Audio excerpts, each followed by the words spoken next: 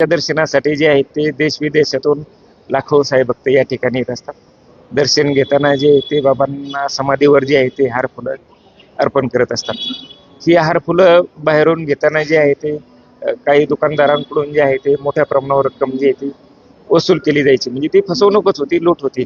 तर ही लूट टाळण्याच्या दृष्टीने जे आहे साईबाबा संस्थांनी असा निर्णय घेतला आहे की कर्मचाऱ्यांस श्री साईबाबा संस्थान एम्प्लॉईची जी सोसायटी जी आहे त्या सोसायटीने जी आहे ती पावती दिल्याशिवाय जे आहे ती भक्तांना हार दिल्यानंतर पावती द्यायची आहे आणि ती पावती पाहूनच जे आहे ते मंदिरामध्ये हार फुलं जे आहे ते नेण्यास परवानगी दिली जाईल.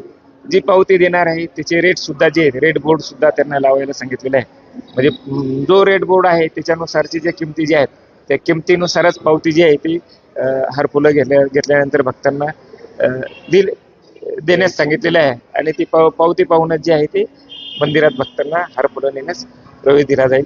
हे फक्त जे आहे ते भक्तांची होणारी फसवणूक जी आहे ते टाळण्यासाठी साईबाबा संस्थांनी निर्णय घेतलेला आहे. नाही, पावती असल्याशिवाय कोणते हार फुलं जे आहेत ते मंदिरामध्ये प्रवेश दिला जाणार नाही. फक्त जे 10 रुपयाचे जे गुलाबाचे फुलं जे असतात ते वगळता हार जे आहेत हारासाठी पावती जी आहे ती बंधनकारक आहे.